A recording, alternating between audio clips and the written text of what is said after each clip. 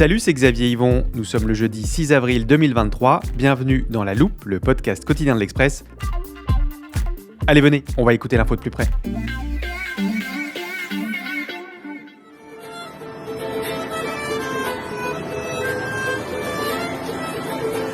Ce que vous entendez, c'est le son d'une vidéo qui a été beaucoup partagée sur les réseaux sociaux et que vous avez peut-être vue. Sur l'image, deux jeunes femmes dans la rue jouent Bella Ciao au ukulélé et au mélodica. Et si la vidéo a été autant remarquée, c'est parce que les musiciennes sont en plein Téhéran, la capitale iranienne, qu'elles ne portent pas de voile et qu'elles interprètent une chanson révolutionnaire. Un geste dangereux et surtout symbolique, comme on en voit beaucoup ces derniers mois en Iran. Si on continue de parler d'images fortes, vous vous souvenez sûrement de celle de Mahsa Amini, tuée en septembre après avoir été arrêtée par la police des mœurs. Vous vous rappelez peut-être aussi des milliers de vidéos de manifestations qui ont suivi.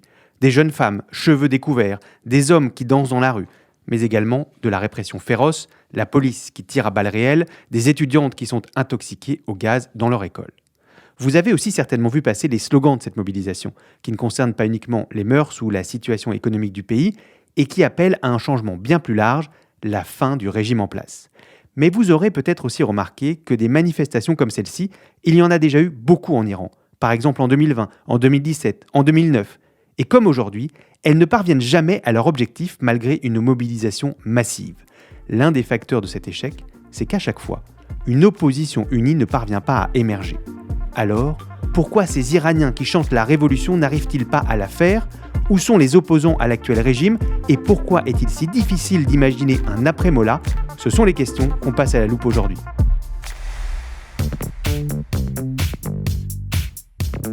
Si vous écoutez régulièrement La Loupe, vous savez quel duo m'accompagne pour parler de l'Iran. Salut Hamdam, salut Corentin. Salut Xavier. Salut Xavier. Hamdam Mostafavi, directrice adjointe de la rédaction de l'Express, et Corentin Pénard-Guéard, journaliste au service Monde. Avec vous deux, on va tenter de comprendre quelle opposition existe en Iran. On va voir qu'elle est très variée. Mais toutes ces composantes ont au moins un point commun, ce à quoi elles s'opposent, c'est-à-dire le régime en place. Oui, le régime en place, il faut déjà peut-être expliquer ce que c'est. L'Iran, c'est une république théocratique islamique qui est basée sur le Velayat e Faqih. Le Velayat e Faqih, c'est le gouvernement des doctes. Ça veut dire que c'est les religieux qui gèrent la politique. Ça a été un concept qui a été inventé par l'ayatollah Khomeini en 79, après la révolution, le mouvement populaire qui avait visé à destituer le Shah d'Iran, donc qui était un monarque qui régnait depuis déjà un moment. Et donc, le régime iranien s'est fondé sur ces principes religieux qui gouvernent donc le politique. Il y a un gouvernement à deux têtes avec le guide suprême Ali Khamenei et de l'autre côté un président élu au suffrage universel, Ebrahim Raisi, dont on a déjà parlé dans un épisode il y a quelques mois. Et toutes les fonctions importantes en Iran sont aux mains des religieux. Ouais, tu l'as dit Xavier, les manifestants qu'on entend depuis plus de 6 mois maintenant en Iran, ils réclament pas seulement la fin du voile obligatoire ou la fin de la police des mœurs, ils crient mort à Khamenei, ils crient mort à la République islamique. Et donc, en fait, ils demandent clairement la fin de ce système politique, la fin de ce régime qui étouffe leur liberté et qui leur fait subir une crise économique catastrophique. En gros, ils demandent la fin du pouvoir des mollahs. Est-ce que c'était également le cas dans les mobilisations qu'il y a pu avoir par le passé ? En tout cas, ça allait pas aussi loin. On a pu avoir des manifestations géantes après des élections truquées comme en 2009, ou pour protester contre la crise économique régulièrement. Mais ça n'a jamais duré aussi longtemps et pas pour demander la chute du régime islamique, contrairement à aujourd'hui. Et justement, ces soulèvements aujourd'hui, qui est à leur tête ? En fait, en Iran, c'est un mouvement qui se revendique sans leader. Et tous ceux qu'on a pu interviewer sur place, ils nous disent la même chose, c'est que le leader de ce mouvement, c'est le peuple. Ce sont ceux qui sont dans la rue aujourd'hui. Parce qu'en 79, tu avais un leader, l'ayatollah Khomeini, et on a vu le résultat. Hamdam, tu nous as dit que le président était élu démocratiquement. Ça veut quand même dire que les Iraniens peuvent choisir entre différents partis. Oui, c'est vrai, il y a des élections législatives, des élections présidentielles, mais en fait, ce sont des mollahs contre des mollahs. C'est-à-dire que depuis vraiment plusieurs années, on s'était dit, il y a un peu les religieux réformateurs et les religieux conservateurs. En gros, ce qui les distingue, c'est que certains donnent un peu plus de liberté sur les mœurs, mais vraiment, c'est limité. Le voile est toujours obligatoire et les femmes, les hommes sont toujours séparés, mais c'est vrai qu'il y a un peu plus de liberté du côté des réformateurs. Et aussi, ce qui les distingue beaucoup, c'est le degré d'ouverture sur l'Occident. On a vu, par exemple, que les négociations sur le nucléaire ont beaucoup avancé quand il y avait un président réformateur. Mais en gros, depuis le départ du président Hassan Rouhani en 2021, les réformateurs ont complètement disparu de la place politique et, à vrai dire, dire, les Iraniens ne croient plus du tout dans cette espèce de fausse alternance. Et toute personne, en fait, qui se sort de ce système de mollah contre mollah, de toute façon, est systématiquement arrêtée. On ne peut pas avoir un parti politique qui n'est pas un parti religieux. On ne peut pas avoir un parti, par exemple, monarchiste ou communiste. Du coup, forcément, on ne peut pas avoir de figure d'opposition qui émerge en Iran. Et ça a toujours été le cas. Alors, pour te répondre là-dessus, Xavier, on va devoir expliquer ce qu'est le mouvement vert. Alors, le mouvement vert, ça me rappelle quelque chose, mais je pense en effet que je vais avoir besoin de vos explications. Oui, le mouvement vert, c'est en 2009. Tu te souviens peut-être des grandes images de manifestations. En fait, à l'époque, au pouvoir, c'était le président Mahmoud Ahmadinejad, celui qui voulait rayer Israël de la carte, donc qui était assez connu. Et il avait été réélu, donc en juin 2009, mais tout le monde considérait que cette élection était truquée. Et il y a eu des énormes manifestations pour demander où est mon vote. Il y avait 2 autres candidats qui s'appelaient Mir Hossein Moussavi et Mehdi Karoubi qui avaient suscité, en fait, dans les semaines avant l'élection, un grand élan populaire. On voyait, ils remplissaient des stades avec les jeunes qui affichaient donc des bandeaux verts. C'était la couleur de ces candidats-là. Donc là, le mouvement avait été réprimé massivement. On avait eu beaucoup de morts dans la rue, dont notamment une jeune femme qui s'appelait Neda et qui a été un peu un des premiers symboles avant Mahsa Amini de la révolte en Iran. Ouais, et à ce moment-là, en 2009, tu as aussi beaucoup de personnalités de l'opposition qui soit quittent le pays, soit sont mises en prison. Et aujourd'hui, on voit que ça a des conséquences capitales pour la société et la politique iranienne. Et ça a quelles conséquences ? En fait, depuis 2009, une grande partie de l'opposition est encore en prison ou assignée à résidence. Ça veut dire que cette opposition, elle existe à l'intérieur de l'Iran, mais elle ne peut pas s'exprimer.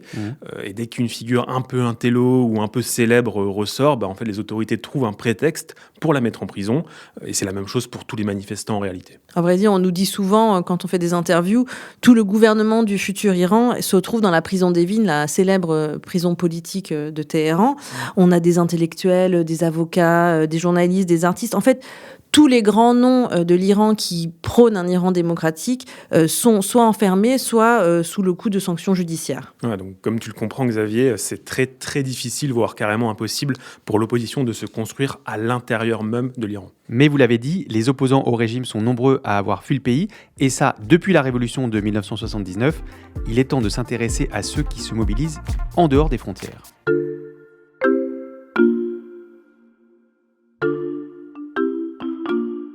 Alors, tu as de la chance parce que depuis le début des manifestations en septembre, à l'Express, on a interviewé pas mal de personnalités iraniennes qui ne vivent plus en Iran, mais qui portent cette voix du changement politique. Alors, à travers ces entretiens, on a remarqué ce qui est nouveau, c'est que cette opposition à l'étranger, elle tente de s'unir, ce qui était beaucoup moins le cas avant. Et j'imagine que ça, c'est plutôt positif. Oui, évidemment, puisque c'est parfois des tendances très différentes, donc pas facile toujours de trouver le point d'union. Il y a des personnalités qui incarnent en fait chacune une tendance de ce que pourrait devenir l'Iran à l'avenir. Alors, je te propose qu'on fasse justement un petit tour d'horizon de ces personnalités et surtout de ce qu'elles incarnent. Avec plaisir, on commence par qui ? On va commencer par Reza Pahlavi, c'est le fils du dernier Shah d'Iran. Ah oui, et Reza Pahlavi, il est populaire ? Alors c'est surtout la figure en exil la plus connue d'Iran. Nous, on l'a rencontré à Paris en février et on peut dire que c'est vraiment un personnage. En fait, il a quitté l'Iran juste avant la révolution de 79 et il a encore pas mal de partisans des pro-monarchies à la fois en Iran et à l'extérieur de l'Iran. Et même à Paris, on était assez surpris de voir autant de gens qui l'appellent « Votre Majesté » comme ça dans les couloirs en passant. Ou alors il y avait le mot « prince » aussi sur son carton de présentation. Donc c'est un peu comme si la révolution iranienne n'avait jamais eu lieu. Et Reza Pahlavi vient de passer 40 ans dans l'ombre aux États-Unis principalement.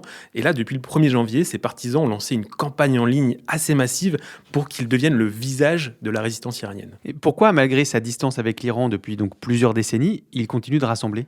Il bénéficie d'une forme de nostalgie par rapport à ce qu'aurait été l'Iran avant la révolution de 1979, quand l'Iran avait encore le niveau de développement économique de la Corée du Sud, par exemple, alors qu'aujourd'hui, on compare plutôt l'économie iranienne à celle de la Syrie. Et alors, comment Reza Pahlavi voit l'avenir de son pays ? Alors quand on l'interroge sur le sujet, il laisse un peu planer une sorte de doute sur ce que serait l'Iran avec lui à sa tête. Il nous parle notamment de monarchie élective, un concept qu'on n'a pas réussi vraiment à comprendre avec Corentin. Donc il nous dit que, en gros, il veut établir un système méritocratique et démocratique, mais c'est vrai qu'il se pose lui en figure rassembleuse. Mais attention, il ne fait pas totalement l'unanimité dans l'opposition iranienne. iranienne. Quand notamment on l'interroge aussi sur les crimes commis par son père, il ne fait pas amende honorable, et ça, pour certains Iraniens, c'est quasiment insupportable. Donc c'est quand même un élément qui est un peu à sa décharge. Donc il y a cet héritage paternel problématique, et puis une monarchie élective. On imagine que ce n'est pas forcément ce que souhaitent tous les opposants au régime iranien. Quelles autres tendances il y a dans cette opposition en exil ? Alors, il y a une autre personnalité très forte que j'ai rencontrée quand elle est passée à Paris et qu'elle a rencontré le président français Emmanuel Macron. C'est Masih Alinejad. C'est une femme qui, depuis plusieurs années, parle du fait que la révolution en Iran sera faite par les femmes. Donc, c'était assez visionnaire. Elle est exilée aux États-Unis et ça fait déjà plusieurs années où elle a lancé un mouvement de femmes qui se dévoilaient en public. Donc, il faut comprendre qu'en Iran, maintenant, mais même avant, se dévoiler en public, c'était interdit. Et elle avait lancé, à travers une page Facebook notamment, des vidéos de femmes qui prenaient pendant un instant la possibilité de se dévoiler en public. Et elle, c'est une femme énergique, une très forte personnalité, qui vraiment appelle les Iraniennes depuis longtemps à se soulever. Et elle pense, elle, que ces actes de désobéissance civile menés par les femmes, c'est ça qui va faire tomber le régime. Donc vous avez rencontré Masih Alinejad, Reza Pahlavi. Qui d'autre ? On a aussi d'autres personnalités qui sont aussi sur le devant de la scène. Par exemple, la prix Nobel de la paix Shirin Ebadi, qui était une ancienne juge qui avait dû devenir avocate après la révolution islamique, puisque la profession de juge est devenue interdite aux femmes. Aujourd'hui, depuis à peu près son prix Nobel qu'elle a eu en 2003, elle est exilée à Londres et elle milite en faveur d'un régime démocratique. Elle est alliée justement avec les deux autres dont on avait parlé, Reza Pahlavi et Masih Alinejad. On a aussi d'autres figures qui font parler pour le mouvement iranien. En France, on connaît bien l'actrice Golshifteh Farahani qui intervient souvent à la télévision française. On ne va pas toutes les citer parce qu'il y en a énormément, mais en tout cas, c'est vrai qu'on voit un aéropage de personnalités qui sont là, qui incarnent l'opposition iranienne et qui pourraient potentiellement revenir en Iran. Hamdam, Corentin, on avait commencé notre dernier épisode en octobre par la rencontre entre Emmanuel Macron et le président Ebrahim Raïssi qui avait choqué les Iraniens en pleine manifestation. Mais le président français a aussi énervé les autorités en rencontrant ces personnalités de l'opposition. Oui, c'était en novembre, c'était au plus fort des manifestations et Emmanuel Macron avait reçu plusieurs militantes iraniennes, dont Masih Alinejad, dont Hamdam a parlé. Et ça avait été un signal très fort envoyé à l'Iran et à son régime. Le combat qu'elle mène est un combat qui, pour nous, je pense, prend un sens tout particulier. C'est celui des valeurs qui sont notre devise, d'un universalisme de liberté auquel nous croyons. Et elle le porte avec un courage exceptionnel, c'est-à-dire au prix de leur vie, de la vie de leurs proches. Elles ont perdu un père, une mère, une sœur, un frère. Globalement, depuis le début de ce mouvement en Iran, les pays occidentaux ont un peu changé leur communication avec l'opposition iranienne. Concrètement, pour la première fois, des chefs d'État occidentaux reçoivent des représentants de l'opposition en exil et ils leur parlent officiellement. Justement, tout à l'heure, on parlait de Reza Pahlavi, le fils du Shah. Il a été invité à s'exprimer à la conférence de Munich en février, alors même qu'aucun représentant de l'État iranien n'avait été convié. Donc forcément, tu t'en doutes, sa présence avait ulcéré Téhéran et le régime avait parlé d'un signe de mépris envers la grande nation iranienne. Une opposition qui commence donc à se structurer et à peser auprès de certains dirigeants. Ouais, même s'il faut rester assez lucide, l'opposition n'a pas encore réussi à formuler un programme clair et à rassurer surtout sur un scénario crédible pour l'après-Molla. C'est encore une fois pour ça qu'un changement de régime paraît si difficile aujourd'hui, alors que autant d'Iraniens sont dans la rue, alors qu'il y a autant de colère en Iran. C'est aussi pour ça qu'on doit explorer des scénarios plus pessimistes, plus graves pour l'avenir de l'Iran.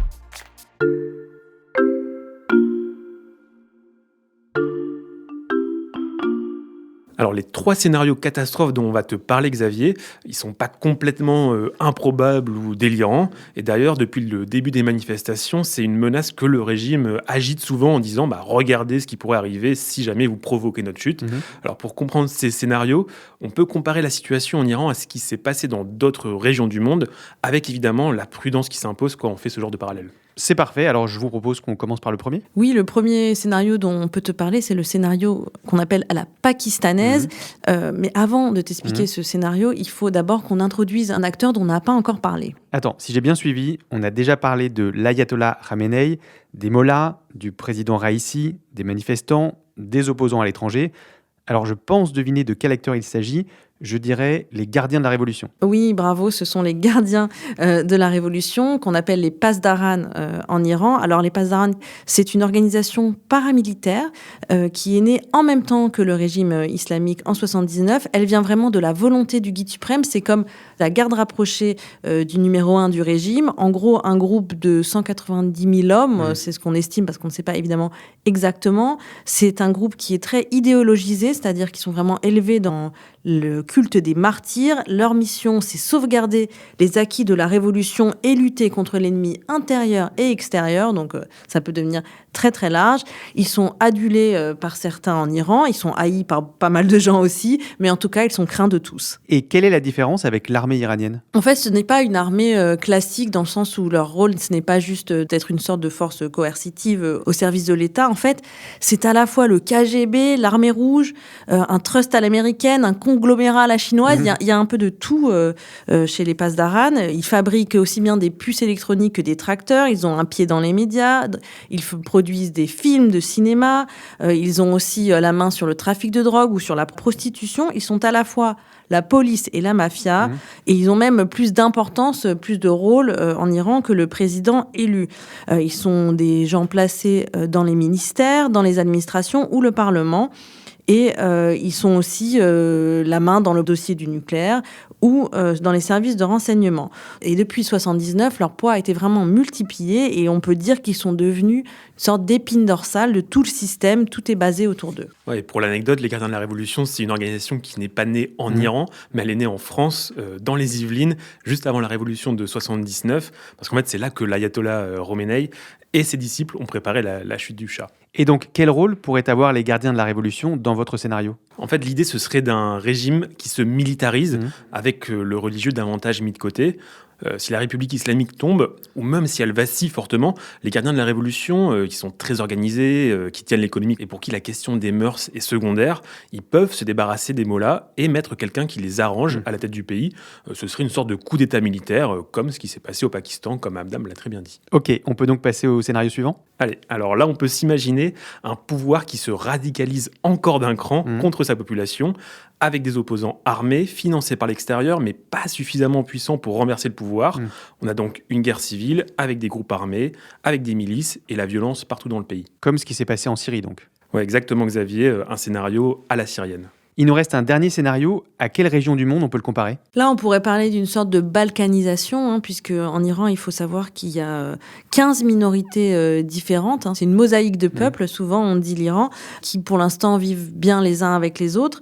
Mais on pourrait imaginer que toutes ces minorités veuillent se composer en régions autonomes. Par exemple, on parle souvent des Kurdes, qui sont au nord-ouest du pays et qui pourraient revendiquer l'autonomie. On a aussi entendu beaucoup au début des manifestations les Baloutches, qui eux aussi peuvent vouloir l'autonomie. Donc voilà, on peut avoir cette mosaïque de peuples qui soudain se réveille et le pays qui se divise en plein de petits États autonomes. On comprend donc pourquoi il est crucial qu'une opposition iranienne forte parvienne à se constituer. Merci beaucoup à tous les deux. Merci Xavier. Merci Xavier. Hamdam Mostafavi, directrice adjointe de la rédaction de l'Express, et Corentin Pénarguéard, journaliste au service Monde. Chers auditeurs, si vous voulez suivre l'évolution de la situation en Iran, vous pouvez retrouver tous leurs articles sur l'express.fr. Le premier mois d'abonnement numérique est à 1 € seulement. Et si ça n'est pas déjà fait, n'oubliez pas de suivre La Loupe sur l'application d'écoute de podcast de votre choix, Deezer, Castbox ou Spotify par exemple. C'est là-bas que vous pourrez nous laisser des étoiles, si ça vous plaît, et nous écrire des commentaires. Cet épisode a été écrit par Charlotte Baris, monté par Mathias Pengili et réalisé par Jules Benveniste. Retrouvez-nous demain pour passer un nouveau sujet à La Loupe.